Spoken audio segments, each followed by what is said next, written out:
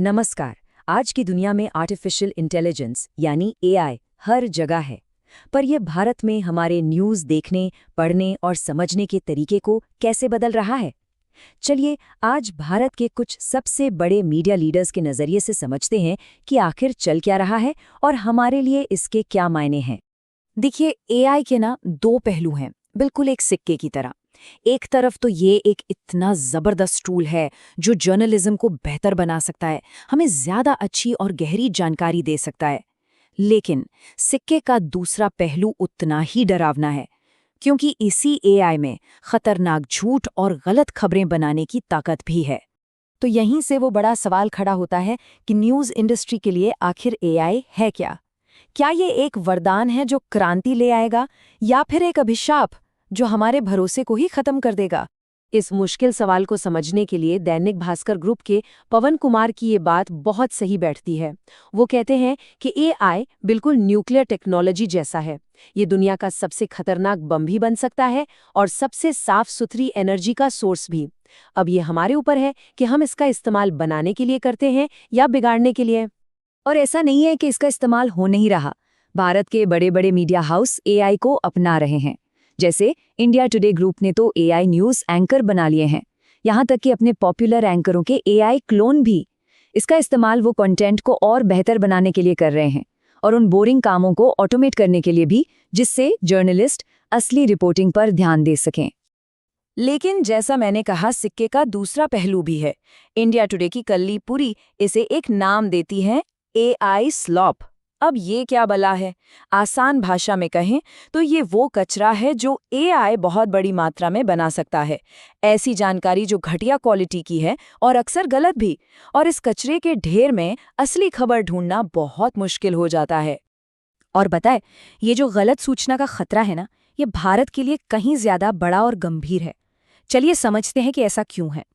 भारत की जो बनावट है वही इसे एआई के लिए एक बड़ा खतरा बना देती है। सोचिए, हमारा देश कितना बड़ा और विविध है। अलग अलग भाषाएं, अलग अलग शहरों में रहने वाले लोग, सबकी साक्षरता का लेवल भी अलग है। टियर 1 शहरों से लेकर छोटे कस्बों तक जानकारी को समझने का तरीका बिल्कुल अलग है। और यही विविधता आबादी के एक बहुत बड़े हिस्से को फेक न्यूज़ के लिए आसान टारगेट बना देती है। पवन कुमार की ये बात इस सिचुएशन को एकदम साफ कर देती है। हम सब अपने फ़ोन पर जानकारी ऐसे लेते हैं जैसे प्यास लगने पर पानी पीते हैं, लेकिन हम ये नहीं सोचते कि वो पानी साफ है या बैक्टीरिया से भरा है। प्यास तो बुझ रही है, पर क्या हम साथ में जहर भी पी रहे हैं? और इसके ऊपर से हम सबकी वो आदत, व्हाट्सएप पर कोई भी मैसेज आया, बिना सोचे समझे, बिना चेक किए बस फॉरवर्ड कर दिया। यही आदत एआई से बनी फेक न्यूज़ को जंगल की आग की तरह फैला देती है। तो फिर सवाल ये उठता है कि इसकी जिम्मेदारी लेगा कौन? जब कोई भी कुछ भी बनाकर फैला सकता है, तो ये पक्का कौन करेगा कि जो हम देख पढ़ रहे हैं वो सच है? इसका एक practical solution India today group ने निकाला है, जिसे वो एआई सैंडविच मॉडल कहते हैं। बड़ा दिलचस्प नाम है। इसमें होता ये है कि शुरुआत एक इंसान करता है अपने इरादे से, बीच में एआई उसकी मदद करता है और आखिर में फाइनल फैसला हमेशा एक इंसान ही लेता है। इससे ये पक्का हो जाता है कि कंट्रोल इंसान के हाथ में ही रहे। एक और सीधा साधा उपाय भी सुझाया गया है कि जितनी भी टेक प्लेटफॉर्म्स हैं, उनके लिए ये ज़रूरी कर दिया जाए कि वो एआई से बने किसी भी कंटेंट पर एक लेबल लगा दें, साफ साफ बता दें कि इसे एआई ने बनाया है।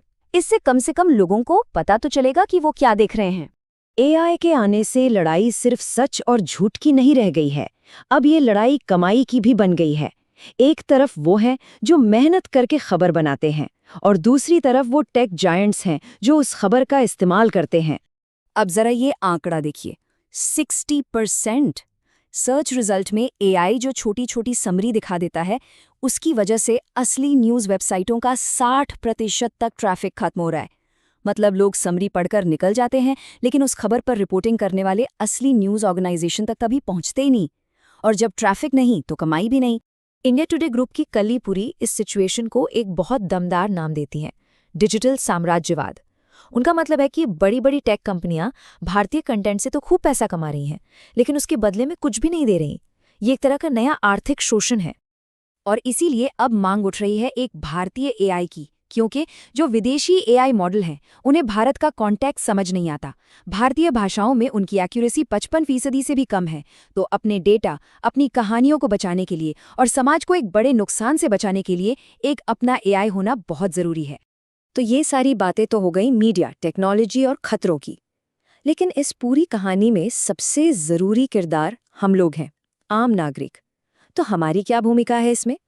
इतने बड़े और उलझे हुए माहौल में एक आम इंसान क्या कर सकता है?